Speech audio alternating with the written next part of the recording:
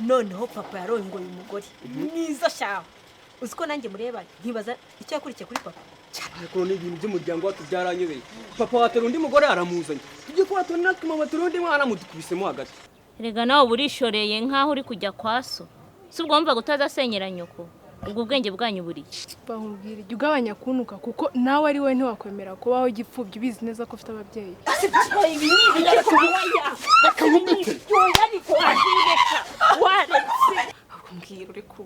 uzi buriya uruwagapaki aka kakane kimigati se kiki nzakubwira nkohereza itike uze tupange turi kurebana amaso ku maso tu ndaguhamije uzatahana umutwe umwe kabisa niba ufite n'ibiri ntago mbese ariko akaza yeteta kwaje mu kazi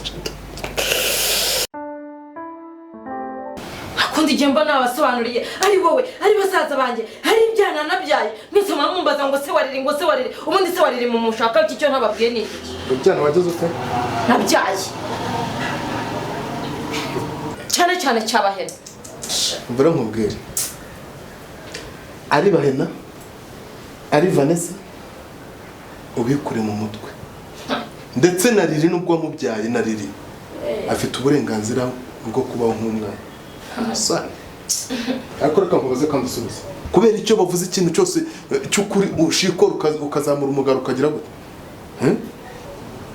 urumva wabwiza uko nshaka kumenya urashaka ko iriri amenya bene wabo cyangwa ntabyo ushaka icyo kintu nicyo mbanza gushaka mu Rwanda umugabo wanteye nda yamfashe ku ngufu nta bene wabo nzi ntabo yigeze anyereka yahise arwara indwara itunguranye arapfa kuki mwese mushaka kumenya amakuru y'umuzimu tuza iyo ushaka kumbeshya urabanza ukanturumburira ukanyereka ko ufite amaso meza nk'ayiki wowe ubwo baserekanye nkubwira nkumirije ese ubwo mvuzambeshya kugeza ryari ese reka nkubaze ubugare bwawe n'ubushinzi bwawe ninde musore nibwo yabaza afite iki ninde musore wagufata ku ngufu igise wigeze usanga ndinshinze nk'ibyo uhora umbwira we ko wanshoboye n'ubugare bwawe n'iki ahubwo agenda ashaka kumenya ubundi urashaka kumbuza ukuri cyangwa ntabyo ushaka njyewe mbaza ndakubwira wagiye Gisenyi mu biki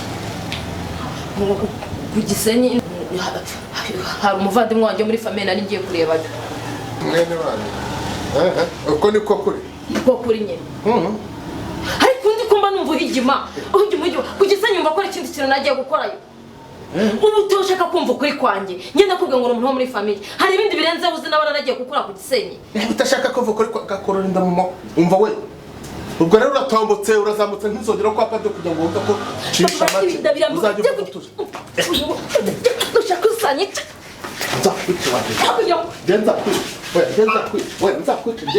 utagira ngo maca na mikare ahangaha hagati yanjye nawe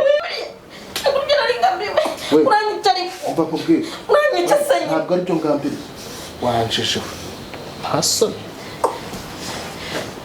oya reka nkubwire papa bayana njye ibintu byo kugeza ubu nkubita njye ndanabirambiwe urabirambiwe noneho rero sasa gize amahirwe urabirambiwe umva gize amahirwe urabirambiwe kandi ubwira wumva ntavuneka ondoka ayewe umva nkubwire papa bayana bya bintu byo kuzumbwira ngo ningende ngurankanga nguragira gute kerekana uzankaba ari wowe njyana ibyo kumbwira ngo nifate ngo ibyo nshaka ngo ibiki kerekana uzangiye nkakujyana ni wowe nshaka njyewe ni wowe nshaka noneho ngo nakujyane okay nibyo ushaka natwe urugo turusi reka nze nishyire mu ivarisi nzi ipakire reka nipakire nzi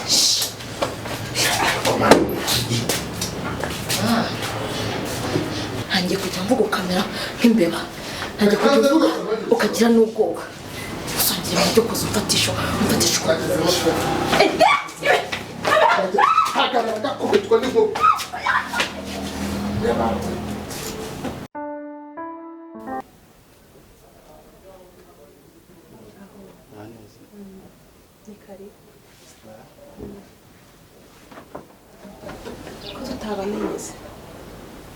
Jye nitwa David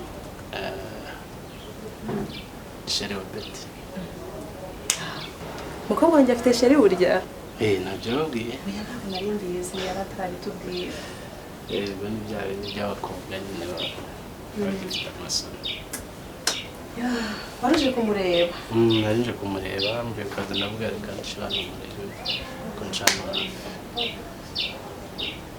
Usanze adahari se? Nawe nawe hari ahantu nari mutumye gatoya, ariko hagati aho twaba tubakiriye hanyuma akabaza. nta kibazo.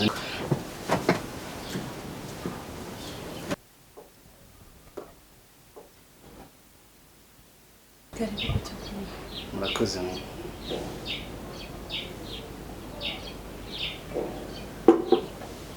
Andi makuru yanyuze ni meza turaho. Kereka yawe natwe twari turaho. Mu rugo ni heheze? ni hafi aha ngaha hano hano Gikondo. Sejama nahamenye nahamenye. Ariko ubundi izina ryawe ni inde?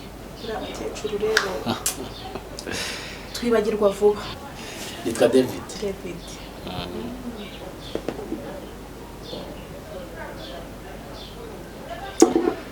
ndabona rero ari matinda ari ndimo nihuta nuko naniciye hano nkavuga mbanze musuhuze, ubwo naza umumbwire ko naje kumureba nkamubura.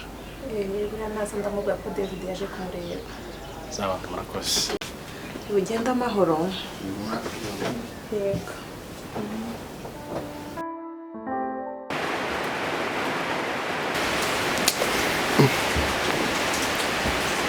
Ariko se rero numva wagize urugendo rukomeye rurimo n'ingorane nyinshi, ahubwo niko tuzi ko ari nk'inzira y'umusaraba neza neza. ntabwo byari byoroshye kabisa, n'ibyo ngerageje gukora birampfana byose. Ariko se kuvuga ni ugutaruka, ubundi umbwijije ukuri pe. Ubundi Nyirankotsa ni mama wawe cyangwa se murambeshya? Nyirankotsa ni mama, ariko ni umubyeyi gito. Ntabwo yambereye umubyeyi mwiza, yarambyaye ndi umwana arana. Nasigaranye na nyogokuru na muyomba. Muyomba niwe wandeze nyine akanyitaho. None se twasigaranye na muyomba akakurera, kuki utagiye kwibera kwa papa wawe? Ntabwo umuzi cyangwa nawe yarakwanze? Nanjye urumva nakuze numva bambwira yuko nabo batabizi nyine. Icyo gihe na nyogokuru yari amaze gupfa, mama yari yantaye nyine asigaye nyogokuru nawe arapfa, asigara na muyomba. Muyomba nawe akagerageza nyine uko ashoboye kugira ngo arebe ko imibereho yakomeza, ariko bikanga. Rimwe na rimwe akajya gushaka ibirakamezi bakabimwima kubera ko yabaga ari umugabo ahetse umwana. Ntabwo byari byoroshye. Ariko rero muyomba wawe nawe naramukubajije amateka yawe n'amakuru yawe, wambwira ko papa watamuzi. Ndashaka ko mfasha mama akavuga ahantu papa we. Riri ntabwo nguciye intege, ariko mama we ndamuzi. Urumva, nagira ngo nkubwire ko mama wawe yumva nka save itaraza abazungu. Wenda uwo mugani sinzi nimba ujya wumva. Ubwo se mbere ntaragufasha, uko waje ntabwo wigaga? Narigaga ariko nyine habuze ubushobozi. Muyomba yabuze ubushobozi, niwe wandihiraga, mpita mpagarika amashuri. Niyo mpamvu nahise mfata umwanzuro wo kuza mu Rwanda kugira ngo nshake papa hanyuma ndihire. Gusa muramugira inama ariko ko n'undi munsi yanga ubwo akomeza kujya kwanga kumvira abamugira inama, amaherezo azumvira ijeri. Gusa amaherezo ni ayahe koko? Riri ntabwo byoroshye, ahubwo nzakora uko ashoboye kose, wenda nce hirya no hino ndebe ko namenya papa wawe, sibyo? Ariko simbikwijeje neza 100%, gusa wumve ko mu gihe ataraboneka, sibyo? Ndahari, ntuzagire ikibazo, ugenda wigira mu mirimo yawe. Ariko se wenda utaragenda, ubundi mbe papa waramutse abuze hari icyo byaba, ariko banza ugenda byo mu mirimo yawe, nzakubwira ubutaha.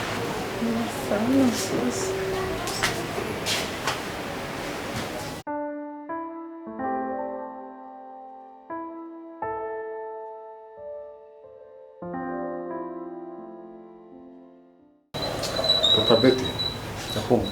ikintu naguhamagariye rero kandi urakoze imbere imfura sibyo nagira ngo mumfashe rwose twige ku kibazo cya mushiki wanjye ngaho.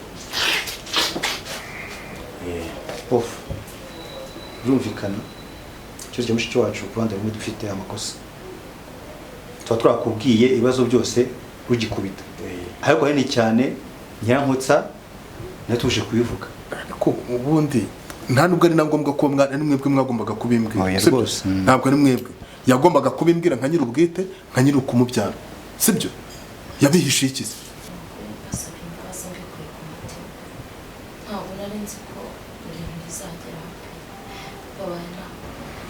rwose reka mpfukamire gusaba imbabazi. Ceceka nakubuje kujya upfukamira kandi naririnda musaba imbabazi.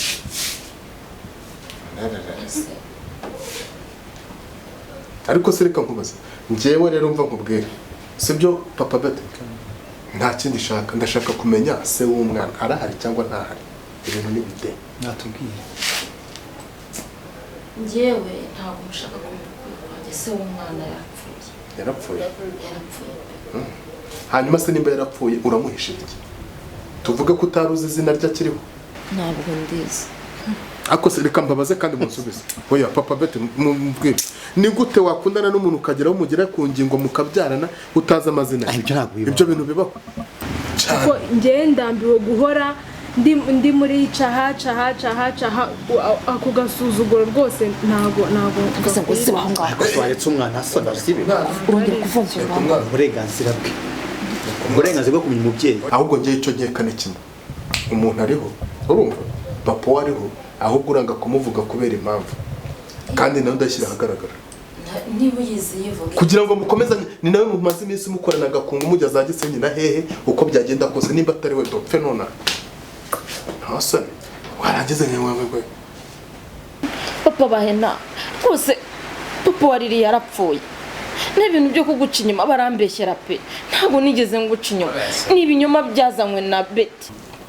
Urambwira izina rye yitwaga kiriho cyangwa ntabyo?